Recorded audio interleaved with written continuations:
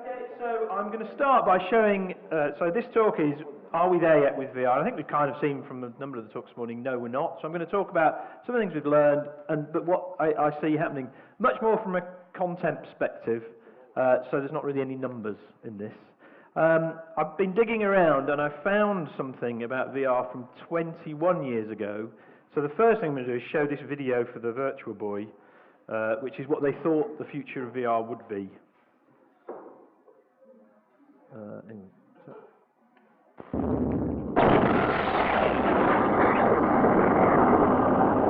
Enter the unique world of virtual gameplay with Nintendo Virtual Boy.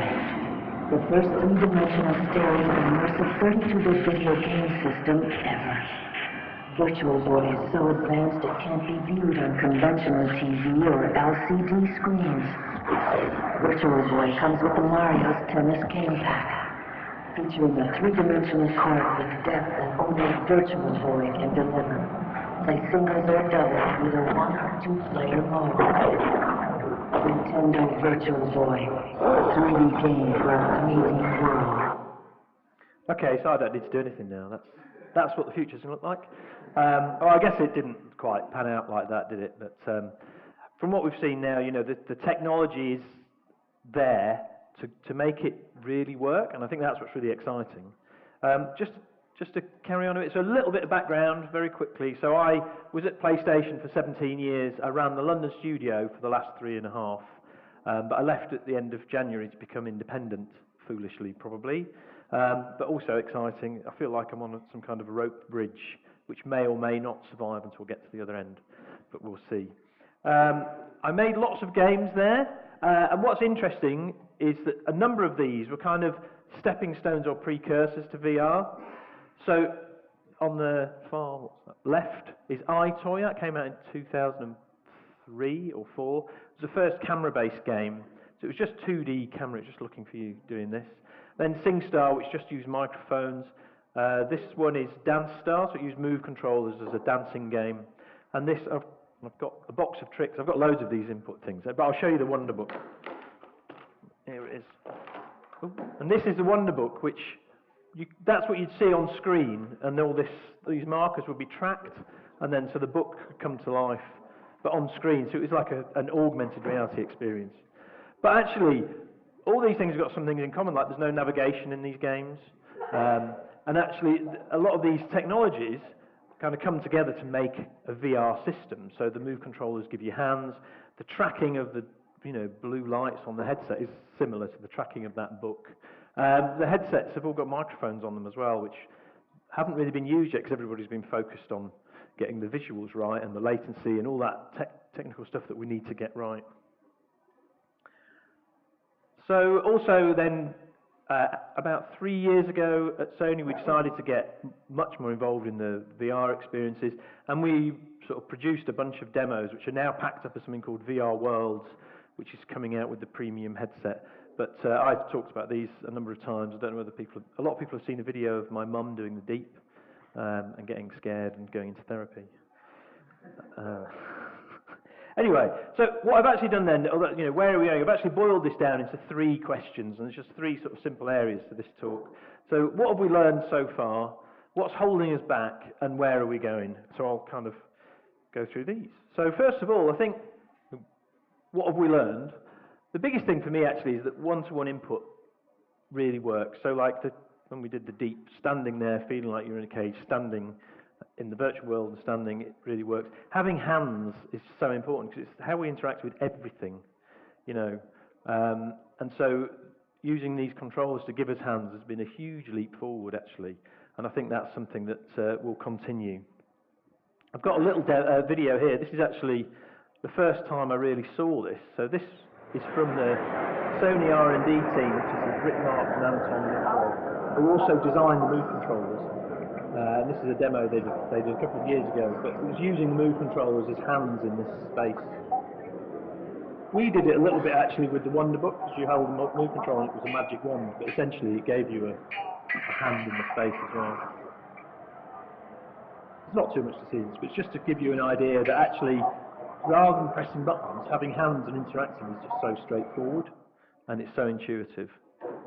So mentioned this slightly, but navigation's not essential, and I think we forget. So, I mean, I used to play this game, which is Manic Miner. It was on the Spectrum. It's an awesome platformer, and you have to get from there to there, but you have to pick up the keys that are dotted around. So it's a it's such a gamey thing to get from A to B. It's like a really obvious objective. You don't have to localize it into different languages. And it's just something that's been there since the year dot of 2D gaming. But not every movie is a road movie. So if you look at other content, actually, quite often it takes place in a single environment. So I think we need to rethink this a bit, particularly around the gaming side, that getting from A to B isn't necessarily the most important objective. And it's at this point that we're going to do a demo live on stage, which I have done a couple of times, and Will is going to help me. So, shall I do it down there? So, Will, I think about like previous games, and this controller is used to navigate somebody around a first-person shooter. But so for comedic effect, Will is going to navigate me with this, and I'm gonna be a first person. Yeah, it is, yeah. So he's chipped me. Yeah. Hang on, I did that to all of you as you came in. Yeah, I've got my son's Nerf gun as well. If it's Okay, so this is just a bit of fun, really. So I'm just going to describe what I'm doing with this. Okay, yeah. Okay, so I'm currently pushing the stick forward, and I'm pulling it back, and not too far, and off to the left, and to the right, and maybe a diagonal left. Oh, that's hard. Yeah. Okay, look around. Oh, of course. Prompt. I'm getting there. I'm taking in the visuals. And yeah, now I'm just kind of rotating the right stick round to allow Dave to see everybody in the room, and maybe moving it left and right in quite a jerky motion. Yeah. And I'll let him be stationary now. Thank you very much, Will. Okay, so I guess the point I'm trying to make with that is that this control scheme has sold hundreds of millions of discs, right? 300, 400, 500 million discs. It's not actually that realistic. And it was designed for something very different to VR. So it's designed for having like a window onto another world, not for being in that world. So I think we need to challenge some of our thinking around what computer input is. This may be useful in some VR experiences, but it also perhaps we need to come up with some other things. So I've got this picture, which is from when the motor car came along. So, you know, this is the old form of transport, and that's the new one, and somebody's put them together. And I think that's the controller, and that's VR. And so we need to rethink that, and perhaps we shouldn't be pairing them quite so often. A bit out of breath now as well. Because the other thing with first-person shooters is you're always going about 25 miles an hour, and you can jump about 50 feet. So again, isn't actually that realistic. Okay, so then the player is part of the experience is another thing that I think we've learned. So we have to think, this just gives us more questions really. We have to think about what their story is and how they've got into that experience. So in traditional media, or third-person games definitely, you're actually empathic with another character. So you're passively watching somebody else's life. But in VR, we have to think about how you've got there. So this is Cary Grant in North by Northwest, which is a brilliant film. And he kind of gets embroiled in this thriller plot by mistaken identity. So are we, as a VR player, ourselves in this place, or are we role-playing as some kind of orc or something? And we know that. And we've done this bit quite a lot, but we haven't done this bit very much. We actually did it in Wonderbook, so you were a student at Hogwarts, but you were yourself. So, I think that's something that we need to think about from a content creation perspective. Okay, so with games and with VR, we're kind of creating new worlds to explore, new places to go that perhaps we couldn't go to. And one thing I've definitely learned is just being there is kind of cool, and that's perhaps different to traditional games. Maybe that's because we've been desensitized to traditional games. But when we did the London heist and we took it to GDC, we had a 3.5-minute demo. And the first minute, nothing happened. You were just sitting there, and there was this kind of gangster looking at you, smoking. And you could sit and look around and acclimatise yourself. And we thought, is that a bit of a waste of time? Because normally, you would never take a demo to an E3 or a GDC and waste any time. I mean, you've got like a short window of time for people to experience it. But nobody complained. Everybody liked having some time just there. And we even created a demo where you were in a pub, and on the desk there was a cigar and a lighter and you could, with the move control, you could pick up the cigar and light it and just sit in the pub. And, you know, not that I'm advocating smoking, 'cause it's bad for you. But virtual smoking, well, that's probably okay. But just being there is genuinely pretty cool, and that's a different thing. You know, it's like, it's not even a sandbox environment, it's just like, we've taken you to another place and you can soak it up.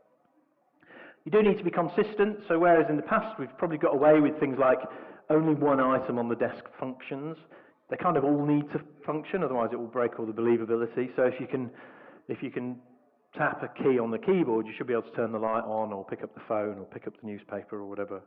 You just need to keep consistent. That's sort of true of all games, but I think it's worse or more magnified in VR. Virtual actors are cool, and I think this is something that we'll see more of, you know, actually interacting with somebody else. Again, we've done work where having a gun pointed at your head in VR is much more engaging than in a traditional flat screen game. So in a flat screen game, you're pretty much thinking about, you know, oh, how many health points am I going to lose?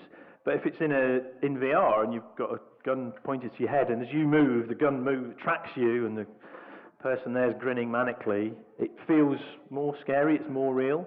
So I think we'll see a lot more virtual actors. And if you don't have any kind of input, and they don't know you're there, you can feel a bit like a ghost. And that might not be a bad thing. I mean, you might just be experiencing something. But I think even with sort of passive 360 video, people would like some simple interaction, some simple choice around what's happening next to feel empowered. Otherwise, they might, you know, 3, 4, 5, 6 minutes in, they just feel a bit like, well, it's like being at a party and being ignored. You know, nobody likes that really. So I think that kind of loses people's interest.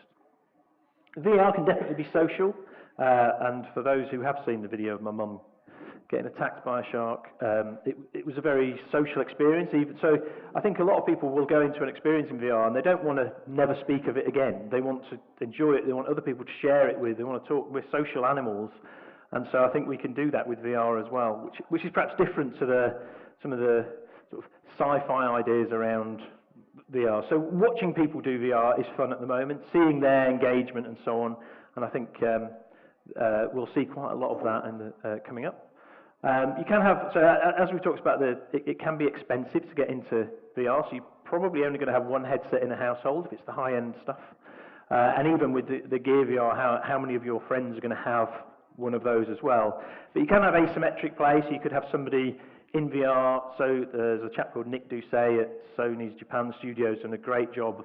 One person's in VR, but other people can play along with a traditional controller, and it's asymmetric play, but that means it's making it very social. And I think that's very cool.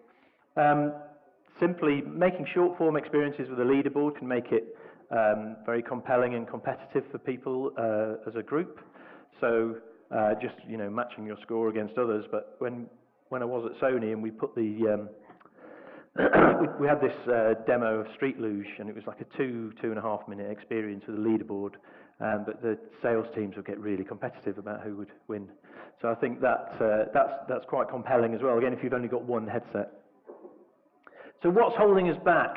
What have we learned that's holding us back?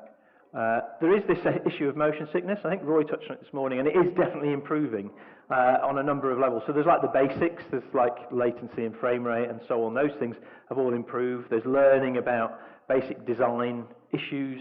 I think there's still some people who get it, but also I think, you know, it's like if you take a traditional, you know, first-person controller mechanic and put it straight into VR, you probably will get motion sickness because you'll be going 25 miles an hour and you'll be jumping 40 feet and you're not used to that. So I think there's design and choice around the content we make that will solve some of this as well. There's no collision in there, so, you know, we've had people falling through a virtual desk or putting move controllers on a virtual desk.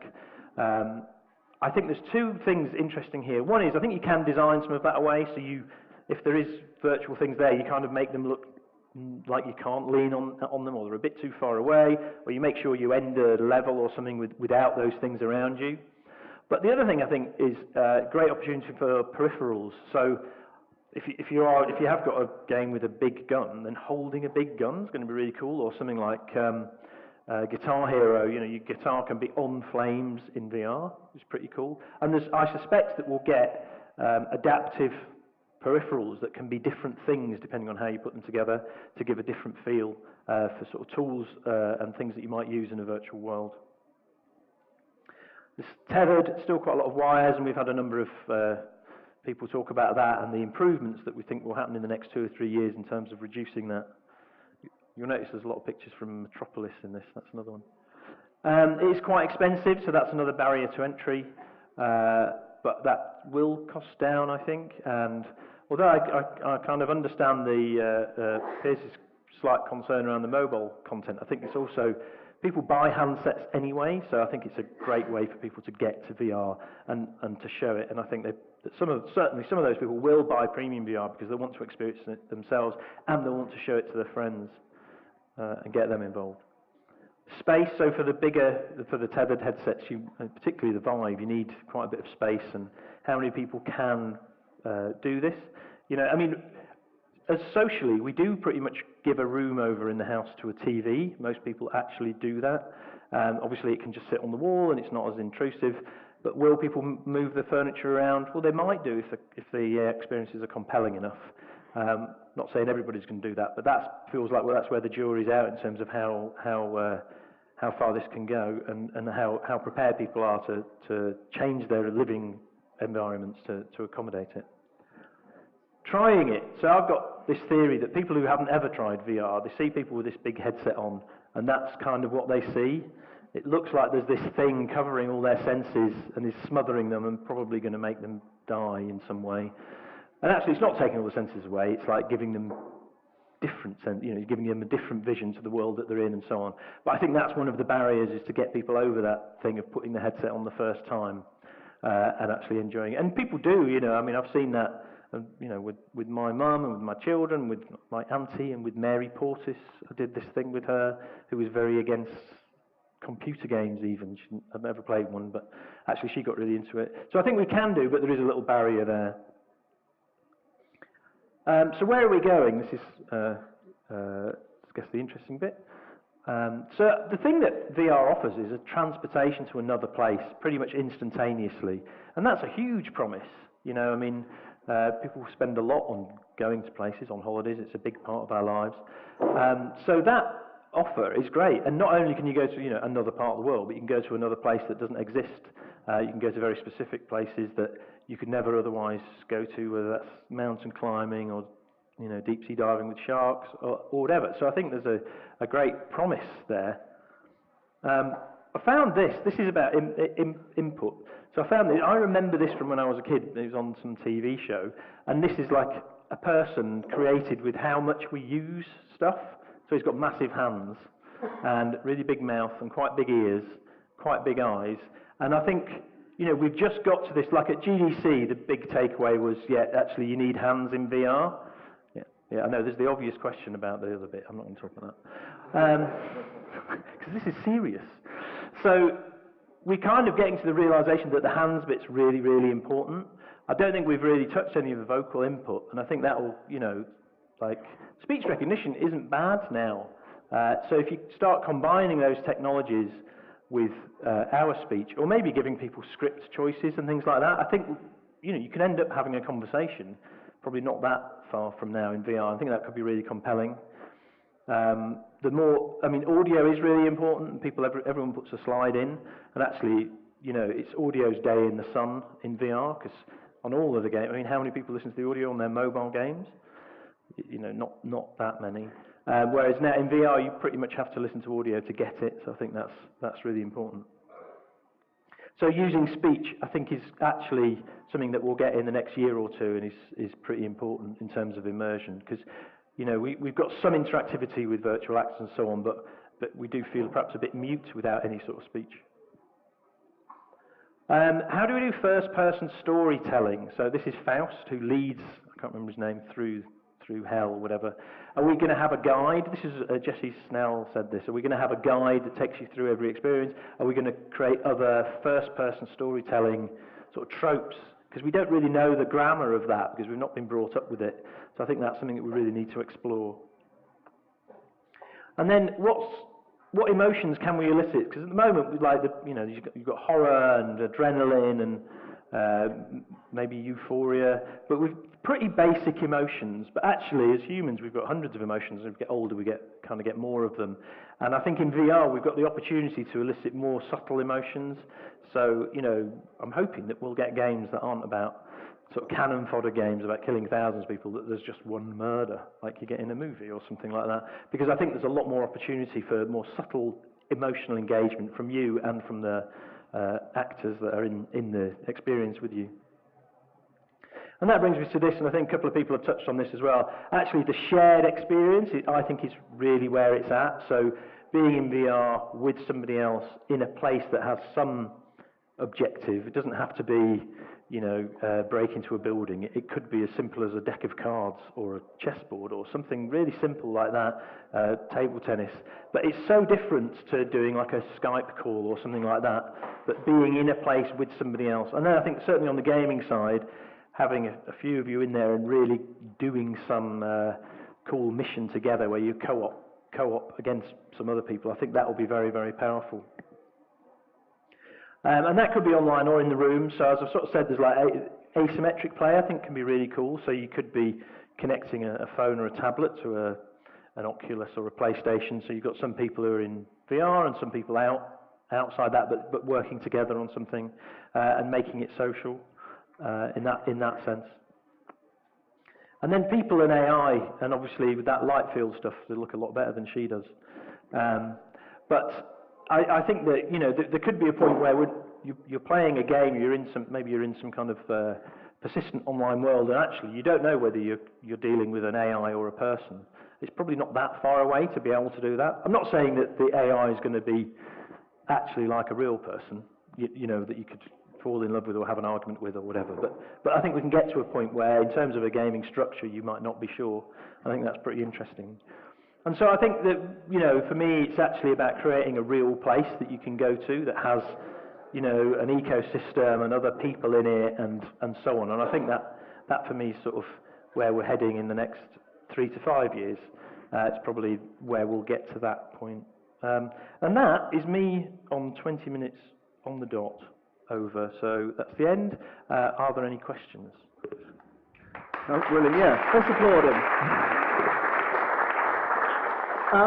There is a hand thrust aloft right at the back row. Very, very interesting talk. Thank you very much. You talked about inputs and you talked about the importance of shared experiences. What are your thoughts about face-to-face interactions and the importance of having some way of sharing your facial or emotional responses in VR? I think that's something that's really interesting. And I know you could probably do something simple with headsets of like checking muscles here for smiles and grimaces and so on.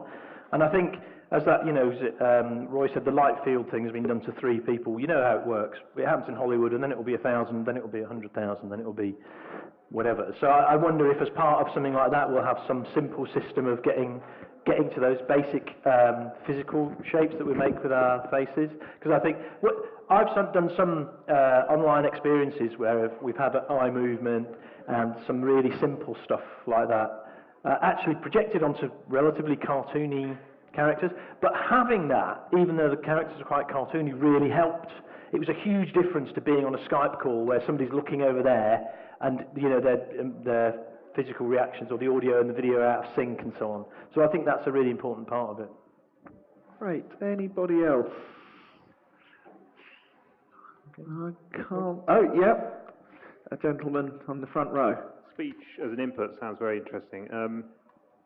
How far do you think the headset companies are in terms of realising that?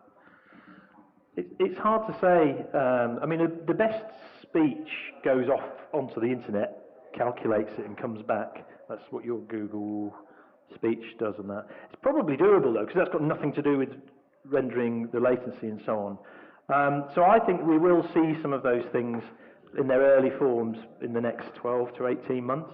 But I guess 3 years from now maybe is where you could have a bit more depth to it, And what that depth is, I don't quite know, as in, people have tried to do AI things before, but you really want a story, not necessarily When I was at uni, 20 something years ago, we used to write this program called Eliza in Lisp, and it would basically ask you about it. So if you said, "Oh, I just spoke to my mother," it would go, "Tell me about your mother," and it was just a reflector, really. So there's some basic paradigms out there that you can use to give the sense of it, and I think you could probably pre-script, so you could give people choices of what to say rather than let them think of anything random. And in that context, it could be part of a story. So I think that will be, if we get that right, that will make it even more compelling. Nice one. We're gonna get Right, one I for you. think we're done there.